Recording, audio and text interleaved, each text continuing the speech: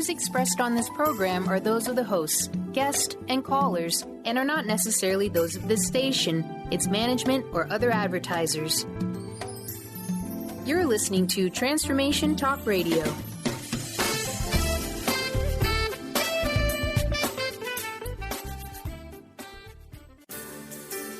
On the cutting edge of the new mainstream, Christine Upchurch is passionate about bringing together science, psychology, and spirituality in a way that can be applied to our everyday lives for true transformation. The Christine Upchurch Show, stellar conversations to illuminate your journey, engages some of the most inspired visionaries on the planet in lighthearted, lively dialogue. Join us as we explore the expansive nature of reality in a down-to-earth way, offering you insights and tools, empowering you to become that bright light you're meant to be. Now, here's your host, Christine Upchurch.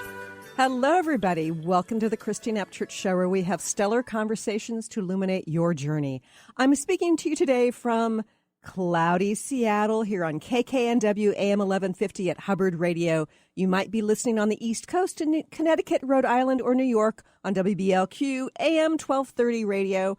You might be listening on one of the 35 stations in Australia or anywhere around the world on Transformation Talk Radio, or, of course, through the archives. Wherever you're listening from today, whenever you're listening, you're going to be glad you joined us, because we're going to be talking about something that we've talked about in various ways before, but we've never discussed it in sort of this structured way. But I'm not going to tell you what that's about until I say hello to my better half here in the studio, Mr. Benny Mathers. You do all the magic, Benny. Thank you.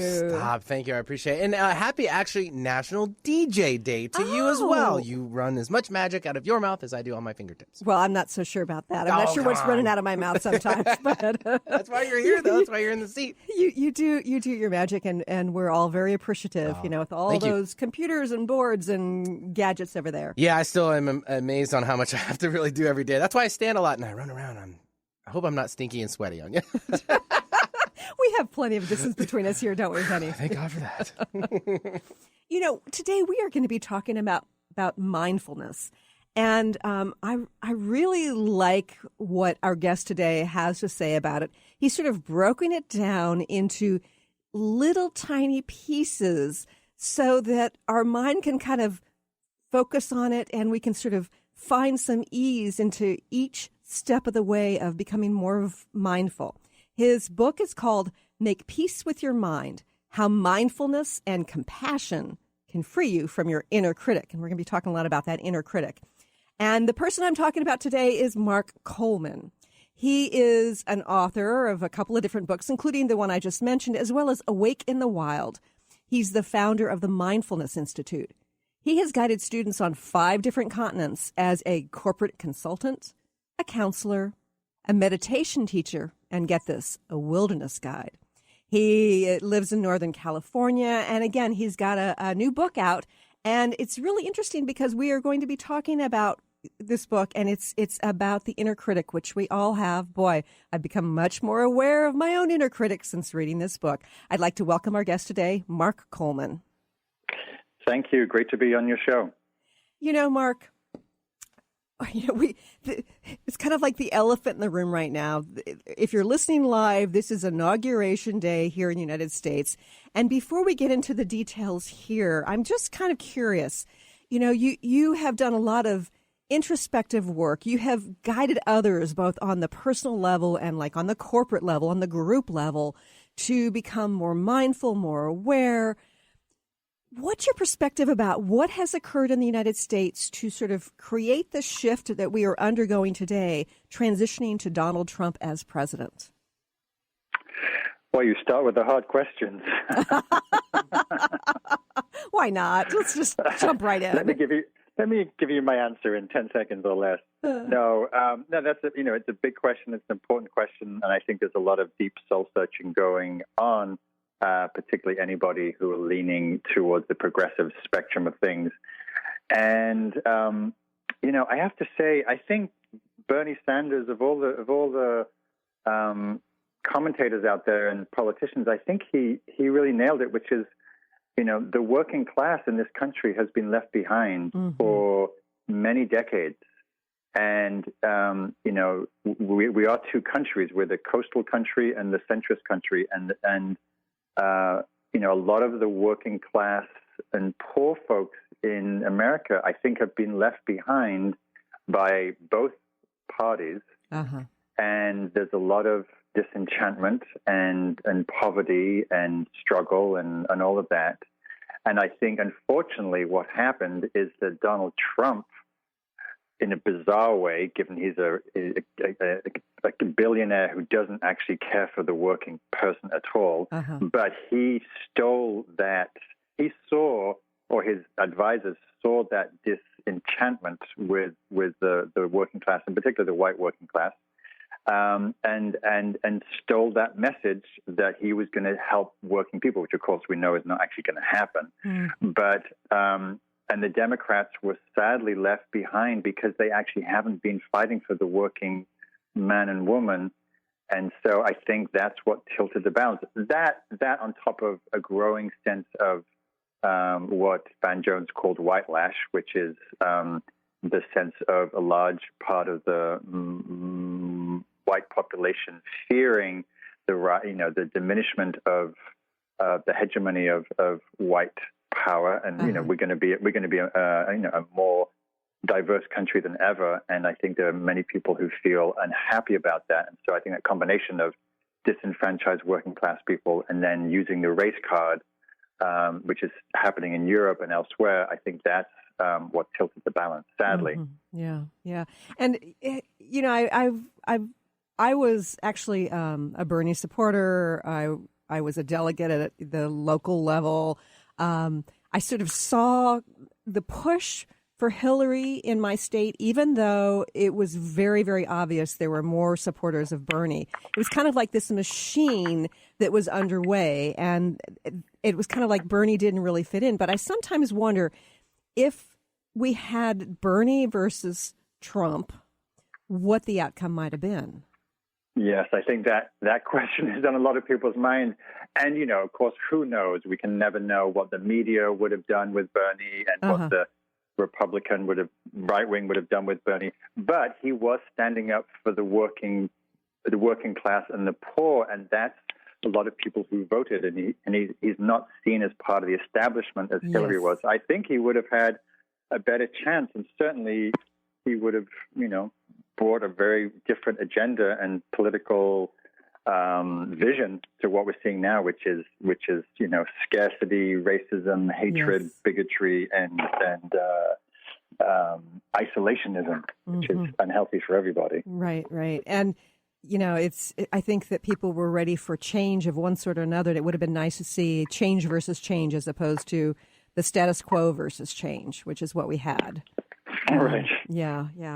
And it is interesting, though, because Donald Trump has taken some alternative stands on some things, including the connection between vaccines and autism, and wanting to have a commission looking into what the data that was hidden from that study. They actually removed data. There's a whistleblower who was the statistician in that study who's come out with 10,000 pages of documentation about what was done within the CDC, and he's got a few like sort of radical, what I view as being really left-wing perspectives.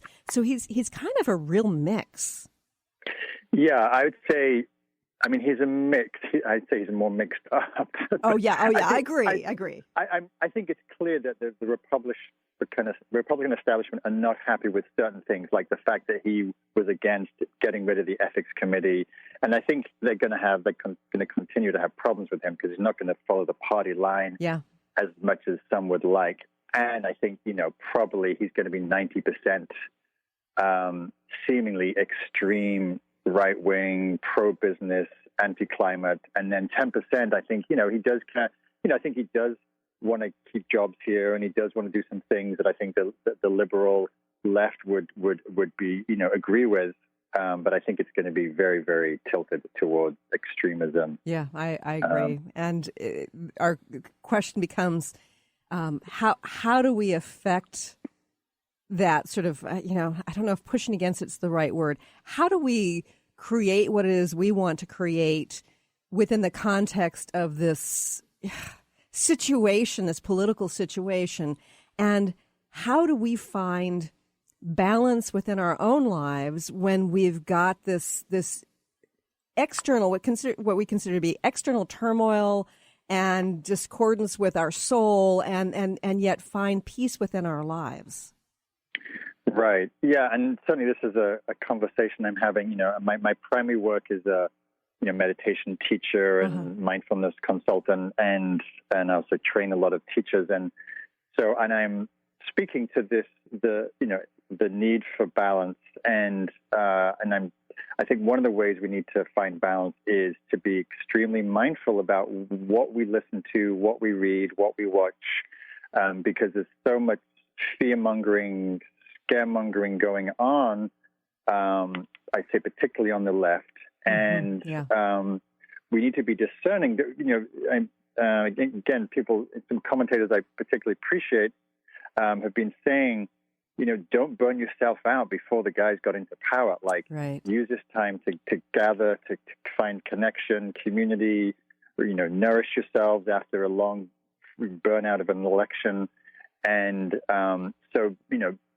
being mindful that this is a marathon, not a sprint. And so I'm a big nature advocate. And so what I'm telling people is, find what nourishes you, because we're going to be plugged into what's happening, because we're not going to be able to ignore some of the probably outrageous things like, removing 30 people with healthcare coverage, for example. Right. And so, but we don't want to have our nose to the grindstone 24/7, because we'll burn out in 6 months. And so we need to also nourish ourselves. We need to go into nature. We need to find friends and community, and see also the joy and the beauty that's still happening, and not always lost.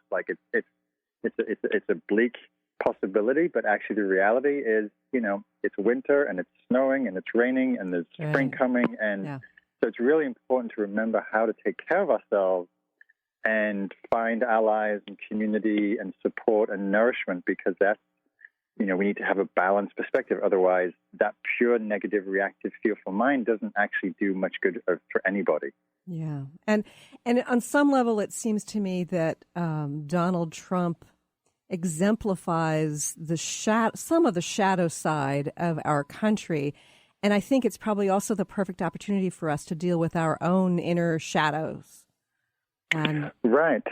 Yeah, I was just giving a lecture today, and I've been, since the winter solstice, which is the time of going into the dark and honoring the dark and our own shadow, because we all have inner shadow as well as the outer shadow that you could say he's manifesting for some of us. Right.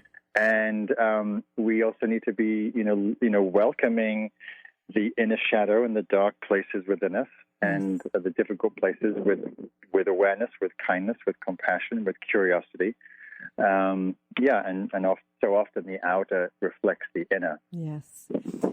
Fascinating conversation. And when we come back, Mark, I'm going to want you to share with our listeners about your own journey of how you became aware of your inner critic and what you can offer us in terms of dealing with our own. More with Mark Coleman here in just a few moments. Prejudice. Want a song about it? Like to hear it? Here it goes. Free your mind.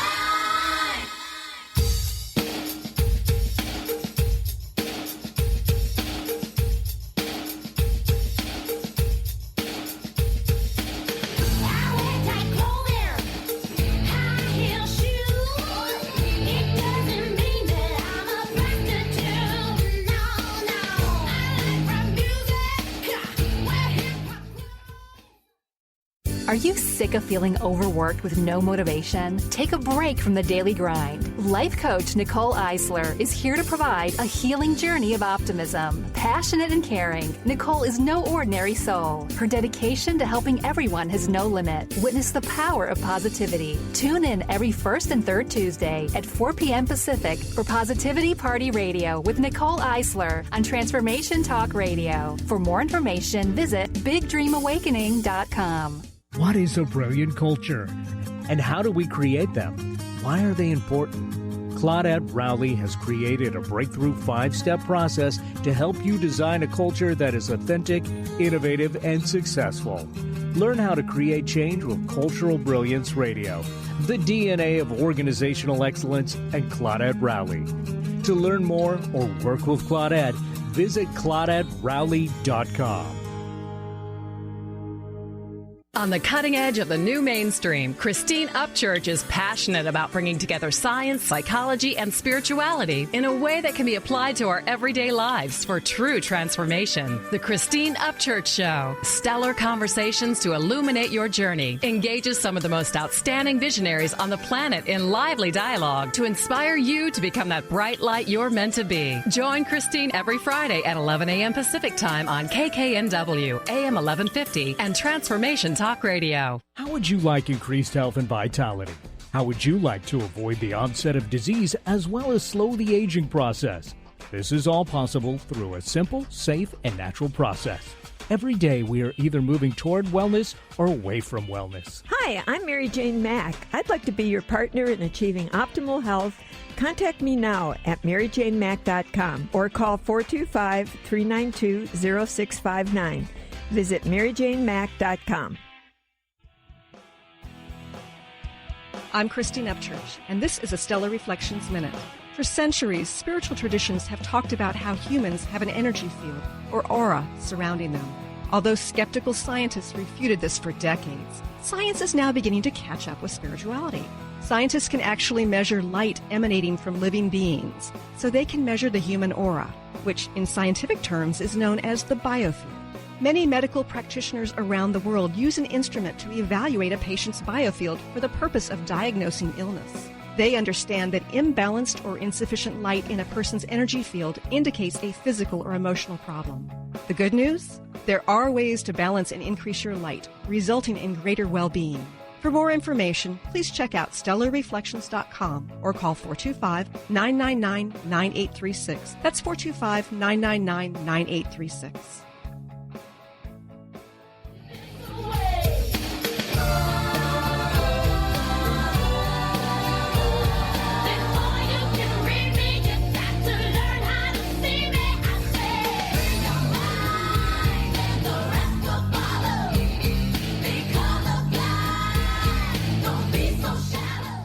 Welcome back to the Christine Upchurch Show here on KKNW and Transformation Talk Radio. You know, Mark, you in your book, Make Peace with Your Mind, How Mindfulness and Compassion Can Free You from Your Inner Critic. You talk about your journey from someone who had a very strong inner critic to somebody who is teaching mindfulness and meditation all around the world. How did you go from that? How did you make that transition?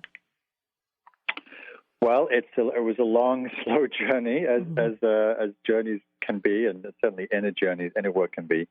I was a young man in England, London, punk rocker, anarchist, confused, angry, raging against the machine, right.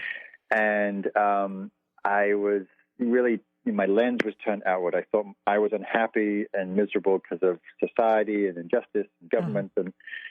And I stumbled across a meditation center purely by accident. And, of course, in meditation, we turn that lens of attention inwards when we look at our own mind and heart. And I saw that really what was causing so much of my anguish was my own mind, and particularly the critical, judgmental, negative, harsh, cruel voice that I was talking to myself, as do many people, and it was kind of a wake-up call to see that, I could actually transform my sense of well-being by working with my own mind and my own reactivity and ideas and views and distortions and whatnot. So that began basically a lifetime of exploration of meditation through mindfulness, through Buddhist studies. I went to Asia, eventually moved to the States, and at some point, maybe, 15 years into that, began teaching and sharing what I'd known, and have been teaching, for the last 15, 20 years, mostly through, teaching meditation practice and retreats and courses, and then more recently, last 10, 12 years in corporations and companies and organizations.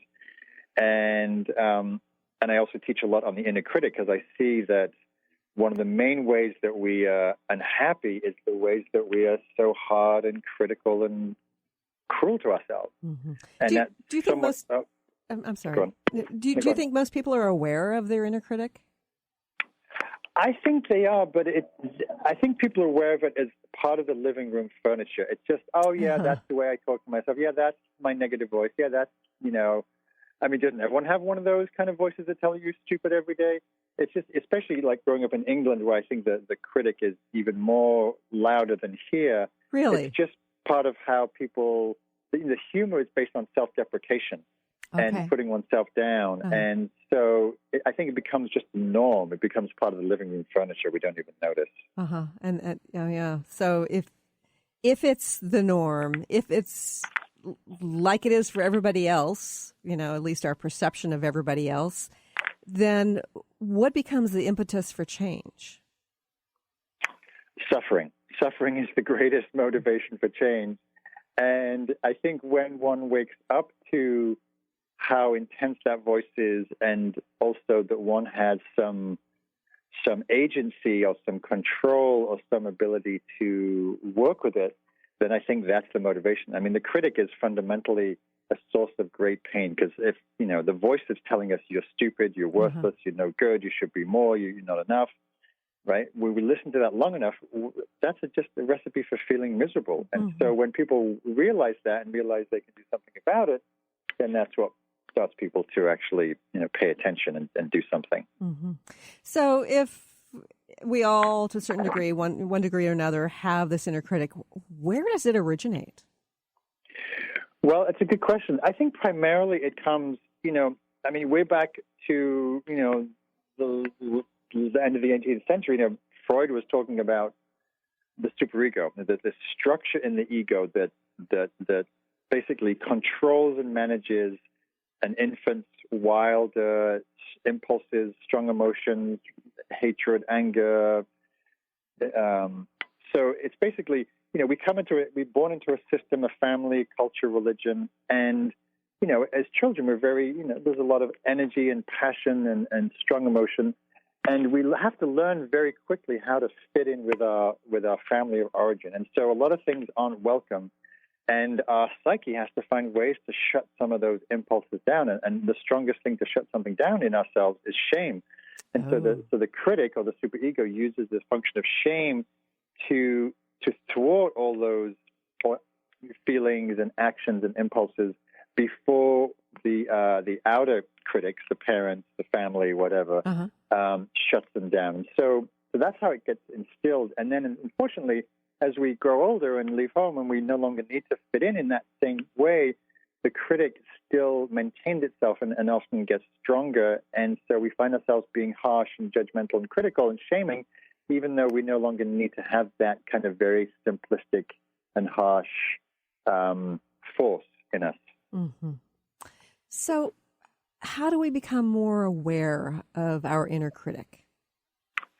Well, so the subtitle of the book, How Mindfulness and Compassion Can Help Free from the Critic. So mindfulness, from my perspective, is really fundamental in that mindfulness is simply the capacity to be aware, to know our experience. And so we have to start bringing attention to our thoughts, bring attention to the kinds of thoughts we have, right? We have a whole range of thoughts, from creative, to imaginative, to planning, judging, ruminating. And so we need to begin to isolate when our thinking is judgmental in this, what I call this negative, self-critical way. So we're clear when it's happening, and then we start to bring a little more clarity or investigation to the thoughts, because mostly the critical thoughts are not very accurate, not very useful. It's not the way they feel sometimes, though. Right. So they often feel like they're the truth, Right, and that's another thing we want to pay attention to is how do we relate to those thoughts? Do we believe them? Do we give them authority? Do we give them the objective truth? Because if we really analyze them in the cold light of day, and if we ask the 10 people who know us best, you really, think that I'm worthless or stupid or a failure or no good or unlovable or whatever. Right. Most people we know and love will say, no, I don't think that's true. You may have a flavor of something around maybe, organization or around thoughtfulness or around, but, the critic is generally these very global statements that always, never, should, and are not so accurate. And so if we listen to them, we will start to feel bad, worthy, stupid, hopeless, etc. Right. So I guess there's a difference. Like let's say that I've decided, my inner critic says, you're getting fat, and if it's like, kind of like, gaining a little weight, it's time to deal with it. But usually, what it'd be like is somehow I'm not beautiful, I'm not lovable, whatever. There's like this attachment to what the inner critic is saying. Right. And it's that causes the pain. Right. And here's the crucial thing that you're pointing out is that there's a difference between, this is why I say pay attention to the judgments, because, and there's a chapter in the book called Making a Difference Between Discernment and Judgment. So we need discernment, we need assessment, we need evaluation, we need to discriminate, we need to analyze, right, all very healthy cognitive functions. The judging mind comes in, and rather than saying, so say you're reviewing your radio show, and you may assess, it was a little rambly at times, or it was a good interview, but maybe we could have stayed more on point, or whatever. But that's a healthy assessment. The judgment comes in and says, well, that was terrible. I mean, that was stupid. You were hopeless. You really, I don't know why you bothered doing this. I mean, if someone else would have done that much better. And so the judge attacks our personhood and our value and our worth rather than the action itself. So it's the difference between person-centered praise or critique versus process. The process is, there's things I could adapt and adjust and make the show better.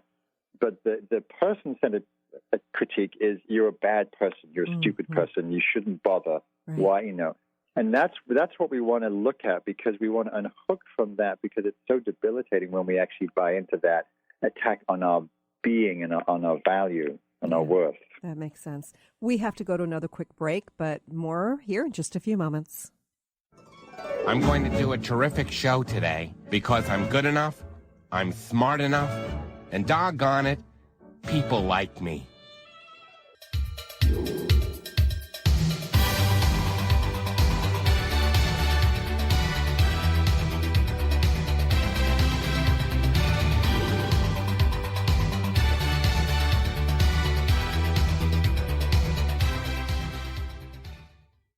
Be unstoppable. Who do executive women count on for up-to-date information on everything from stilettos to being heard in the boardroom? To achieve excellence, you must first take control of your life and develop a successful strategy with the Unstoppable Diva. Tune in to Up or Out with Connie Fife, Mondays 5 p.m. Eastern, as she cuts through the BS to guide you to become bold, connected, and unstoppable. For more information, visit uporout.com. Are you ready to stop stress, anxiety, and low self-esteem from running your life? Join award-winning author Dr. Friedemann Schaub for Empowerment Radio and learn breakthrough solutions to switch out of survival mode and approach every day with great ease, joy, and purpose. Tune in the first and third Wednesday at 11 a.m. Pacific to Empowerment Radio with host Dr. Friedemann Schaub on Transformation Talk Radio. Visit thefearandanxietysolution.com to learn more. Registration is now open for the 25th Annual Woman of Wisdom Conference. Join the fabulous presenters from around the country on February 16th through the 20th. If you believe in raising the feminine spirit and transforming our world, then this conference is for you. Get your tickets now. One-day and full weekend passes are available. For more information about presenters and tickets, visit womanofwisdom.org. That's womanofwisdom.org. On the cutting edge of the new mainstream, Christine Upchurch is passionate about bringing together science, psychology, and spirituality in a way that can be applied to our everyday lives for true transformation. The Christine Upchurch Show, stellar conversations to illuminate your journey, engages some of the most outstanding visionaries on the planet in lively dialogue to inspire you to become that bright light you're meant to be. Join Christine every Friday at 11 a.m. Pacific Time on KKNW, AM 1150, and Transformation Talk Radio. Chris Stanis is a spiritual leader and healer and teaches a course on how you can transform your life through a meditation and healing system that will manifest your spirit's dreams. She manifested the Women of Wisdom Conference, the Women of Wisdom book, and this radio show. And she can show you how to change your life too. Are you ready? Visit the website and contact her at voicesofwomentoday.com. That's voicesofwomentoday.com. I'm Christine Upchurch, and this is a Stellar Reflections Minute. What does the word healing mean? Many think that healing merely means eliminating symptoms. However, based on my many years as a healer, I have a much broader perspective on the word. Healing can manifest in a variety of ways, including having physical problems resolved, becoming more emotionally centered, experiencing better relationships, gaining greater clarity, and feeling more spiritually connected. True healing always includes some level of transformation. Whatever form healing takes, there is one commonality, an improvement in quality of life. To me, the highest form of healing goes beyond aligning with wellness. It comes from recognizing our soul's voice and allowing it to speak through us. And in that sense, don't we all yearn to heal into our wholeness? Please visit stellarreflections.com or call 425-999-9836. That's 425-999-9836.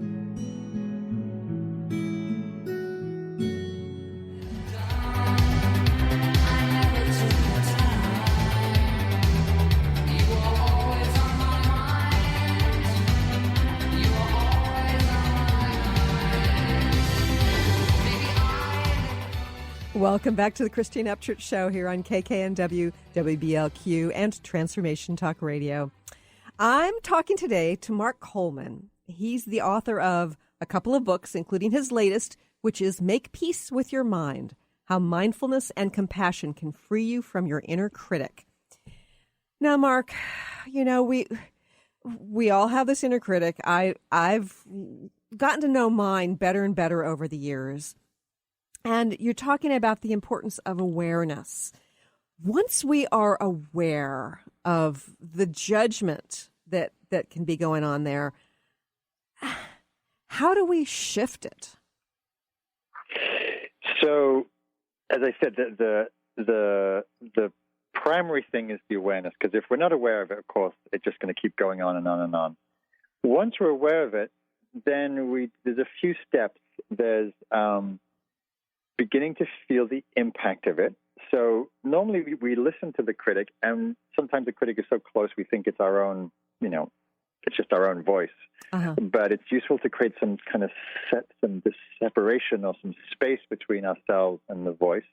We want to feel how it lands. So a big shift for me in my journey with the critic was usually I would just listen to my critic and believe it and agree with it. Uh-huh. And at some point in meditation, I was sitting and I began to feel how it was to be talked to so harshly and judgmentally.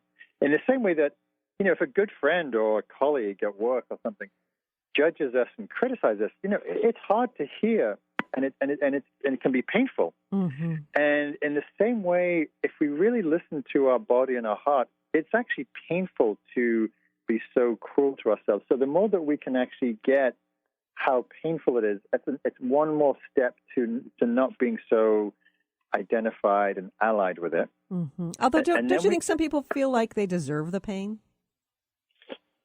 Yes, definitely. That, and of course, that's just another faulty belief that needs to be examined. Uh-huh. And even if they feel like they do deserve the pain, the berating ourselves and judging ourselves, say we messed up on something or we forgot something important, uh-huh. and our critic reminds us, as it will, 50 times a day, right? It doesn't, we think, if I keep judging myself and berating myself, I'll be better next time. But actually, all the judgment does, it makes us feel bad.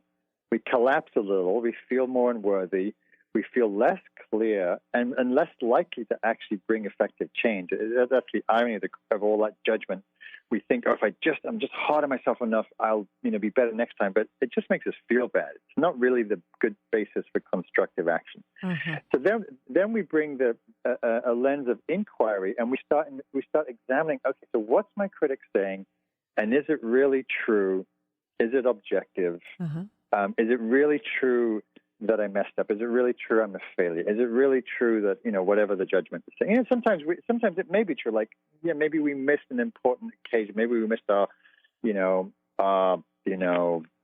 mother's birthday or something, or whatever, right. Things we do. So that data, the data of what the critic's saying, you missed your mother's birthday, is true, but what comes with that, as in, oh, you're stupid, or you don't care, or you're a terrible son or daughter, or right. all the later interpretations, that's what needs to be examined and scrutinized, and again to have some distance with. So we notice it, we notice the impact, we start investigating it. I have my students on courses that I teach write down the judgment. Because when we read our judgments, we usually bring a little more discernment to the written word than to the thoughts rambling around in the tumble dryer of our head. So right.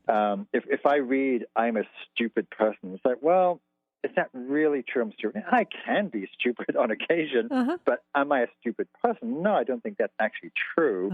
Otherwise, how could I do the work that I do? Or am I unlovable? Well, I may not love myself that much, but clearly there's certain people around me who think that I'm lovable. And so to bring some discernment to that, I have people share those judgments with people close to them and ask, is this true? And again, to get some objective perspective, which is a little scary to share some of those very secret, hidden, shameful judgments. But actually, it can be helpful because we all basically have the same judgment, that we're not enough, we should be doing more, we messed up, and blah, blah, blah.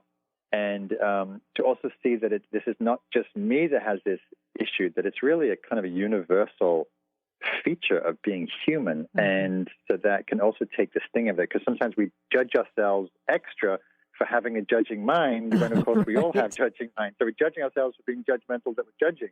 It's a never-ending cycle. So that's, there's a chapter in the book called the Inner Critic Toolkit, and there's a whole bunch of strategies, but I'll stop there for now because that's just the first round of things we need to do. Bring awareness, bring discernment, feel it, scrutinize it, inquire into it, challenge whether it's true, write it down. And you mentioned shame at one point. How does shame fit into this whole picture? Well, shame is really an important piece with the critic, because you could summarize the net effect of the judging mind is we feel shame, we feel bad, we feel unworthy, we feel that sense of collapse. So, as I said, in our early childhood, that shaming mechanism was used to control ourselves, and that's the wayward impulses, you could say. And as an adult, and the net effect is we feel basically bad. And of course, feeling shame is kind of a hopeless basis for any constructive action. When we feel shame, we feel mildly depressed, we feel hopeless, we feel helpless, and there's a sense of feeling stuck. And so it's not a good motivator, is it? Not a good motivator, not a happy or healthy state to be in. And that's why it's so important to challenge and work with the critic. Otherwise, we do end up living with this low-level sense of shame. Yeah. Okay, so I know that you teach ways in which we can sort of reprogram. How do we go about doing that? And is there science that backs up that your approach, this approach, actually can affect change? Yeah, well, the basis of neuroplasticity, which is, the understanding that's come out of neuroscience over the last 20 years, particularly with the advent of fMRI machines that can track the brain, and changes in the brain structure with our thoughts and emotions and behavior. The basis of neuroplasticity is that our brain can change depending on what we do, what we think, how we decide, what behaviors we enact, what we give attention to, how we pay attention. And this is really the fundamental basis of both mindfulness and Buddhist practice, which is we can change who we are and how we are, in any moment by what we focus on, what we give attention to. And so in any moment we can pay attention to our habit of mind, our judging, or our orientation. So for example, we can look at someone and we can carry on our sort of nitpicking, critical, judgmental habit, or we can choose to not do that and say, look at the person's good qualities or their strengths or their gifts or their, positive characteristics, right? And the same with ourselves. Or we can do that with the world. And so the more that we orient towards what's okay, what's positive, what's constructive, what's helpful, what's good, rather than what's negative, critical, problematic, then we're shifting that negative orientation of the inner and the outer critic. That's not it's not to be Pollyannish, and it's not to get rid of our healthy critique, like we need a healthy critique of this administration that's going to be doing all kinds of funky things. Right. But it's more this negative nitpicking that's always fault-finding, it's always problem-seeking, particularly with ourselves and others, which lends to a very negative, critical mind state, which I would say is very unhealthy. And science shows that we can actually rewire the brain, essentially. Yes, and there's been thousands of studies now in the last 10 years on mindfulness, because mindfulness, this capacity to be aware and to know what we're doing, to know what we're thinking, and therefore change the habit of mind, is one of the most powerful tools to change the function and the habit, and actually even the neural structure of the brain. So the good news of this work, and the reason I teach this work, is we can change this habit. We can come to know our mind through mindfulness and begin to shift that negative orientation. Interesting. And we're going to go to another quick break, Mark, but when we return, I'm going to like you to talk about how we can bring compassion to this process and how we can shift this in our lives so that we are healthier, happier. More with Mark Coleman here in just a few moments.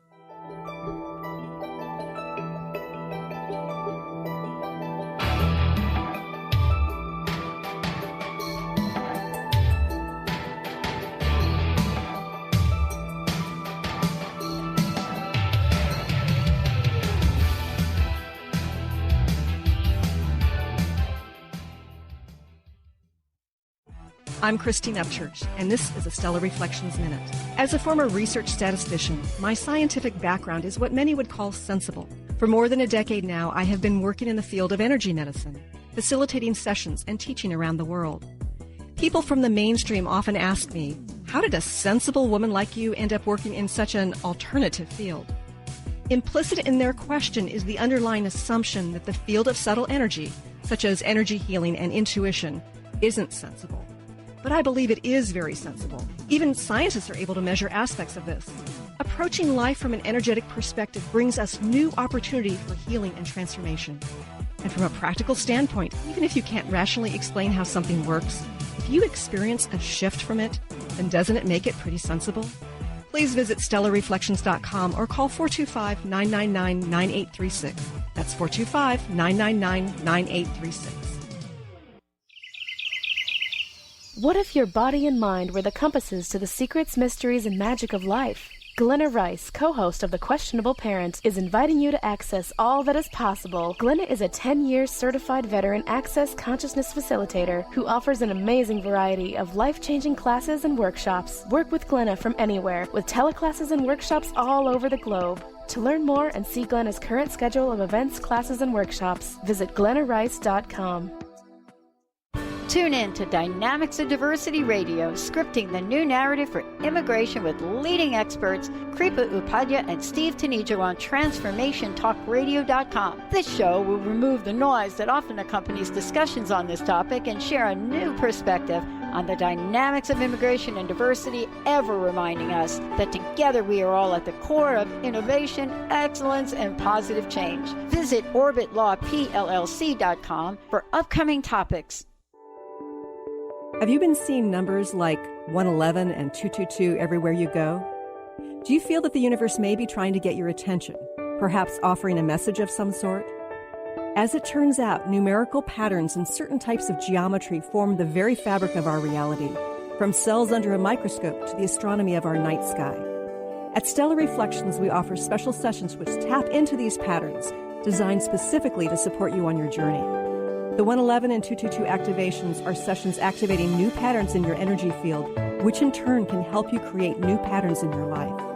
After just one session with a practitioner, either in person or via distance, clients report gaining greater clarity, becoming more intuitive, and honoring their inner truth as they move forward in their lives. Curious about what these transformational sessions might do for you? Call 425-999-9836 or visit stellarreflections.com. That's stellarreflections.com.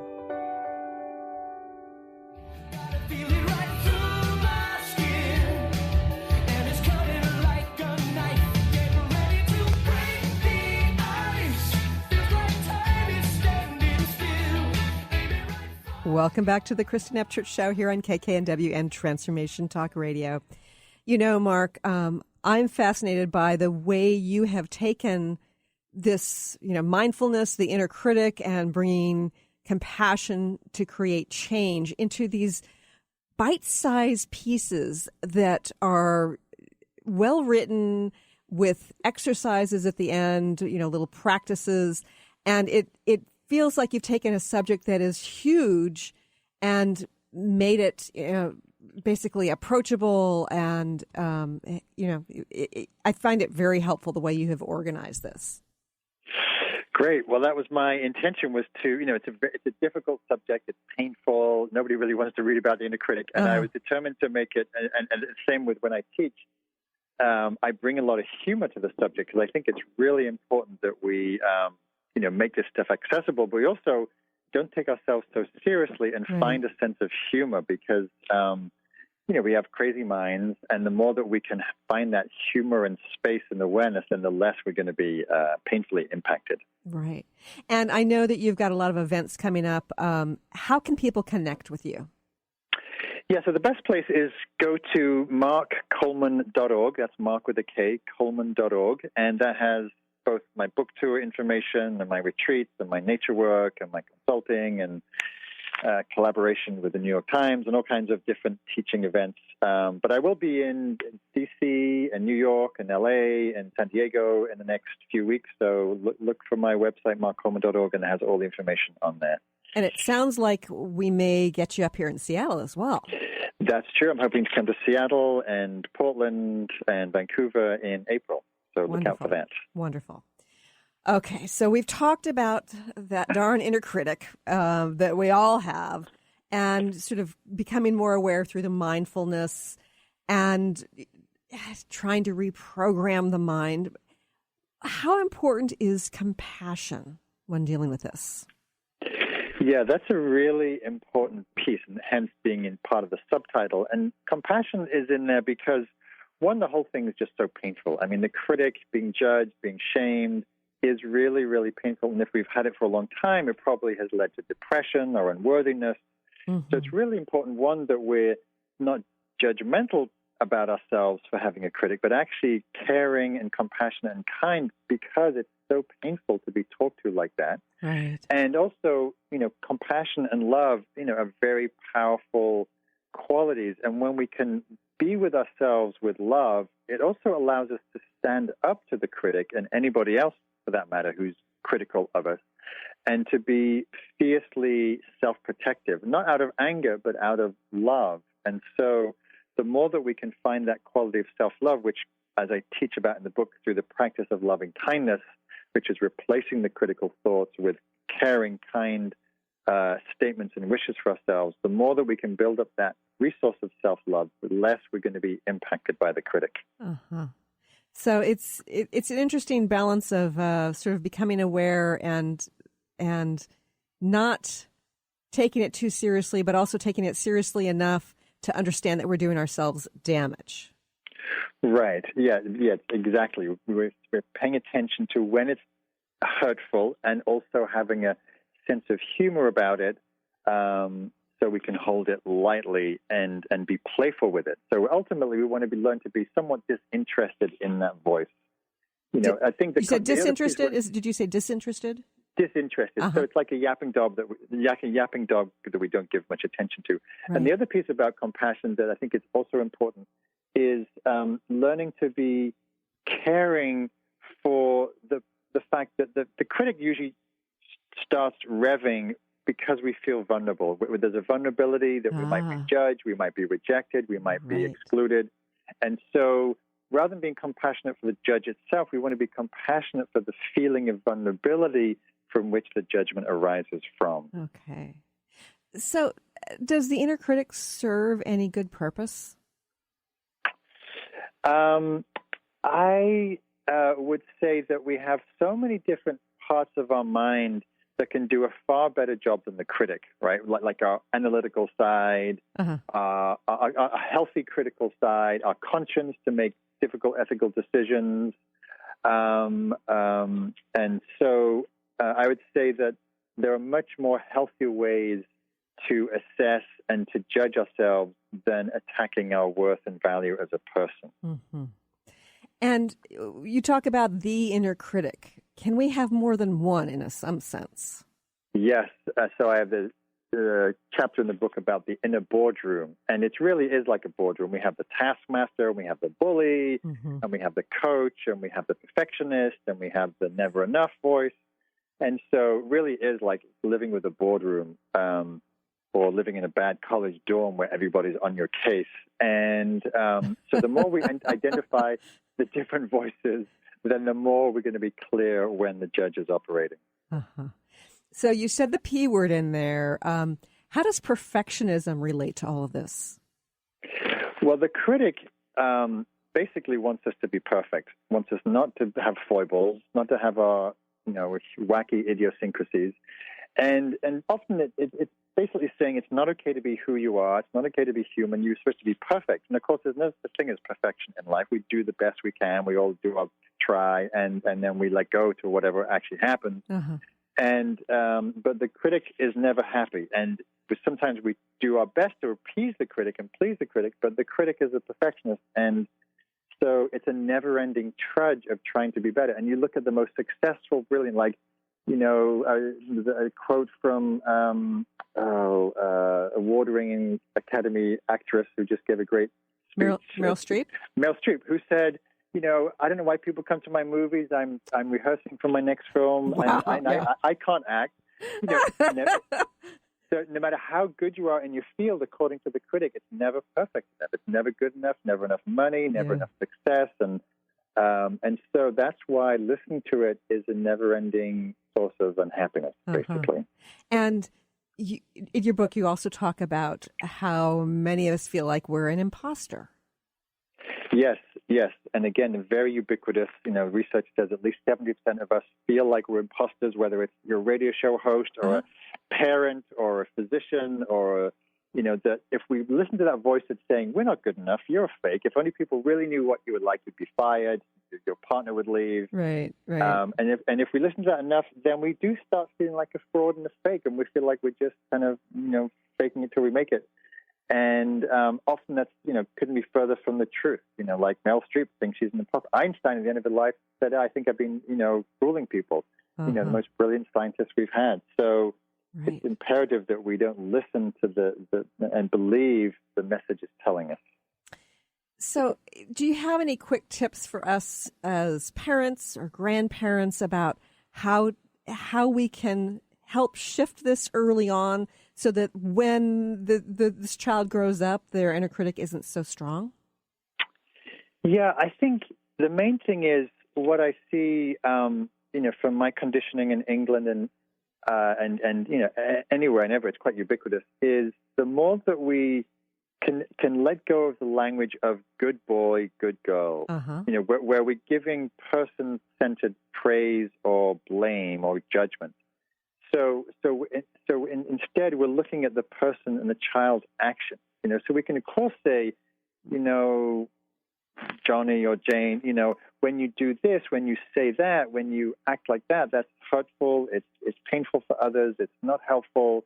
Right. So they're oriented towards the action, not the person. So they don't internalize a sense of being bad for doing something. They just learn, these ways of behaving and talking are not so skillful. So we just want to shift away from labeling them as good or bad, because either way we label that, there's always a fear they're going to slip into the bad camp.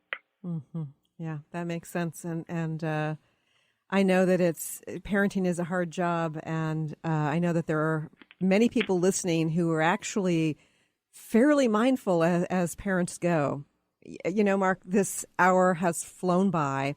And again, I want to tell everybody that the website is markcoleman.org. That's MarkColeman.org. And his latest book is Make Peace with Your Mind, How Mindfulness and Compassion Can Free You from Your Inner Critic. Mark, thank you so much for joining us here today. Thank you so much. A pleasure to talk to you.